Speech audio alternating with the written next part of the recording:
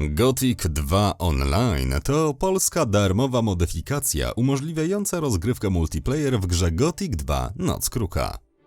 Jest to miejsce z nieograniczoną rozgrywką, którą gracze tworzą dla graczy, a wszystko to jest osadzone w świecie Gothic.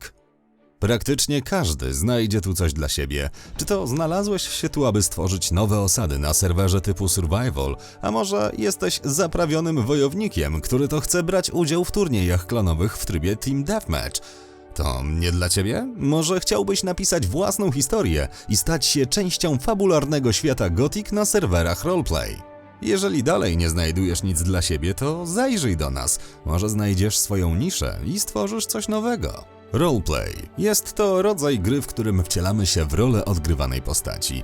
Tryb ten wymaga od gracza największej kreatywności. Opiera się na odgrywaniu akcji poprzez opisywanie ich na czacie. To gracze tworzą w nim rozgrywkę i bezpośrednio lub pośrednio fabułę z zachowaniem zasad ustalonych przez administrację i mistrzów gry. Jeśli chcemy przekazać innym coś więcej o naszej postaci, możemy stworzyć tak zwaną kartę postaci, w której określamy dokładniejsze cechy naszego bohatera, jak wiara, zdolności, charakter i wiele innych informacji. Akcje roleplay zwykle toczą się w ściśle określonych założeniach fabularnych. Przykładowo możemy zostać zesłani do Górniczej Doliny, albo trafić w czasy walki o władzę, gdzie dołączymy do jednej ze stron konfliktu, aby przyczynić się do zwycięstwa wybranego przez nas władcy. W międzyczasie możemy prowadzić życie naszej postaci, zdobywać zaufanie u swojego przełożonego, aby wspinać się po drabinie awansów i uznanie towarzyszy broni, czy knuć ciche podstępy w celu detronizacji panującego monarchy. Pamiętajcie jednak, że wszystko ma swoje konsekwencje, a wasza postać może zostać fabularnie zabita, tzw. character kill.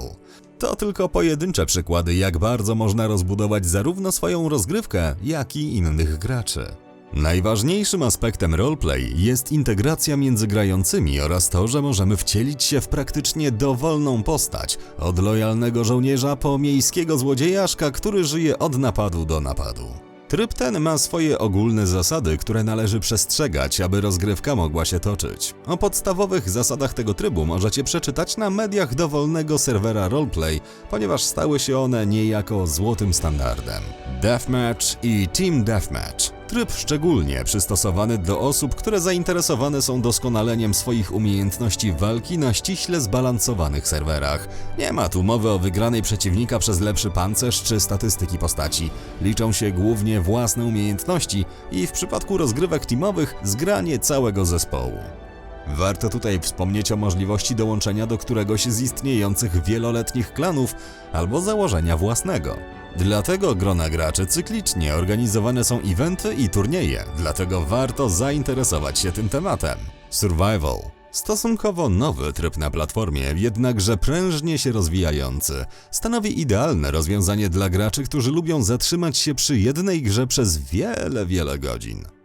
Rozgrywka polega na zbieraniu wszelakich materiałów, od drewna przez rudę żelaza po trofea z potworów, które służą do wytwarzania ekwipunku potrzebnego do walki z silniejszymi bestiami czy innymi graczami.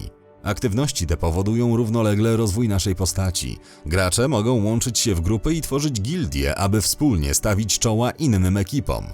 Dla ochrony można również zbudować bazę stanowiącą idealne miejsce do przechowywania swojego ekwipunku, czy możliwość schronienia się przed atakami przeciwników. Pamiętajcie jednak, że po śmierci otrzymacie małą karę do statystyk oraz bezpowrotnie stracicie swoje przedmioty, jeżeli nie uda wam się ich odzyskać z ciała wroga. MMORPG. Chyba każdy z nas kiedyś grał w ten tryb, szczególnie w szalenie popularnego w Polsce Metina 2. Zatem tryb MMO w Gothicu nie powinien nikomu sprawić większych trudności. Serwery MMORPG są dość rzadkie na platformie G2O, jednakże w przygotowaniu jest kilka ciekawych projektów opartych o ten tryb. Zacznijmy od tego, o co chodzi w MMO. Nasza postać jest rzucona w odmęty ściśle określonego lore, podobnie jak w przypadku roleplay, przy czym tryb różni się tym, że walcząc z potworami czy wykonując zadania od NPC-ów levelujemy naszą postać, aby osiągnąć mistrzostwo w danej dziedzinie. NPC w trybie MMORPG, a zwłaszcza w innych trybach na bardziej zaawansowanych technicznie serwerach, są to postacie sterowane przez program, z którymi możemy rozmawiać, handlować bądź otrzymywać od nich questy. Tryb ten ogranicza nas nieco w kontaktach między graczami, m.in. właśnie przez duży nacisk na samodzielne lub grupowe eksplorowanie świata, ale to nie przeszkadza w dobrej rozgrywce. W tym stylu gry możemy dobierać się w grupy i tworzyć gildie, aby wspólnie radzić sobie z hordami potworów.